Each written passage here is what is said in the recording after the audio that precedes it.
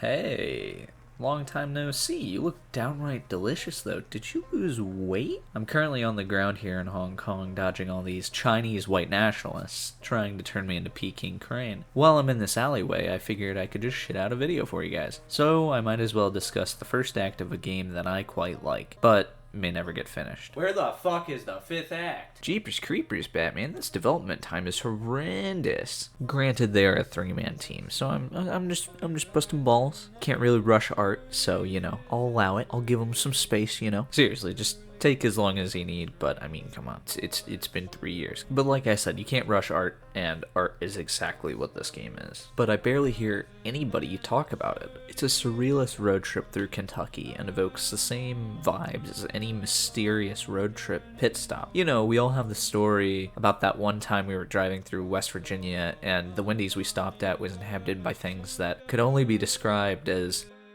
Lovecraftian. Those vibes, when you don't know if you're gonna get robbed or not. You start as the intrepid delivery man Conway and seek out a mysterious address leading you to the fabled Kentucky Route Zero, a mysterious highway that cuts through the underground of Kentucky and, like Schrodinger's cat, may or may not exist. You begin where all proper road trips begin, a gas station. Quick aside, if games were like literature, then classic RPGs are like the must-read novels, and Kentucky Route Zero is the poem you go back and read continuously, wondering if you or the text have changed. It's fitting that the first conversation of the game is about poetry, because this game, like poetry, is all up to your interpretation. You quickly realize the dialogue is meaningless and all roads generally lead to the same outcome. Until you understand, all choices speak more loudly about you than Conway. Maybe you hate your job, maybe you regret your past, maybe you try to be strong even when you're hurt. All of this is shown through the voice of the characters. Back at the gas station, after the conversation about poetry, you solve a clever little puzzle. This turns the power back on and you're pointed to Weaver Marquez. At this point, the map opens up and there are plenty of little side stories you can go do if you just explore, and the reward is pretty good flavor text, so I suggest you go do them between scenes. Scene 2 happens and whoa, I wish watching TV was this good. God damn.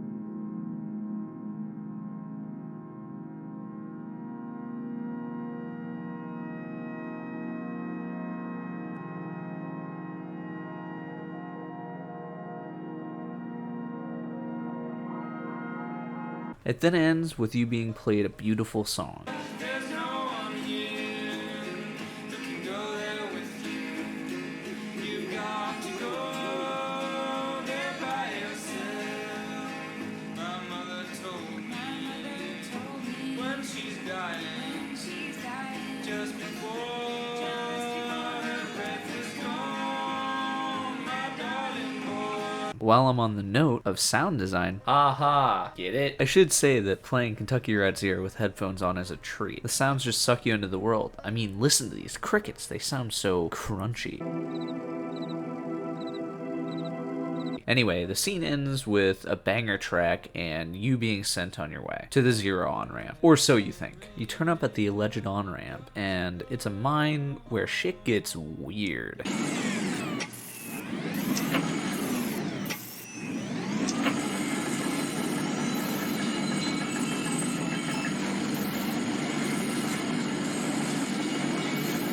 I won't spoil any more since I want you guys to enjoy and explore the game yourself, but you do end up on the Zero, and it gets better and better. I haven't played Kentucky Route Zero in a year or two, but I've always been fond of it. Going back to it truly feels like a poem. I didn't choose the same dialogue choices I once did, and that has led to a far different experience and message that I've taken away from it. My only advice when playing this masterpiece is to be honest. In conversation, explore early and often, and try to exhaust all options in any given situation. Doing that will lead to a pretty solid experience and may teach you something about yourself. If you guys want me to make a video on the other chapters or go more in depth or even do a playthrough, let me know in the comments below. I'll see you guys in the next video whenever I make it.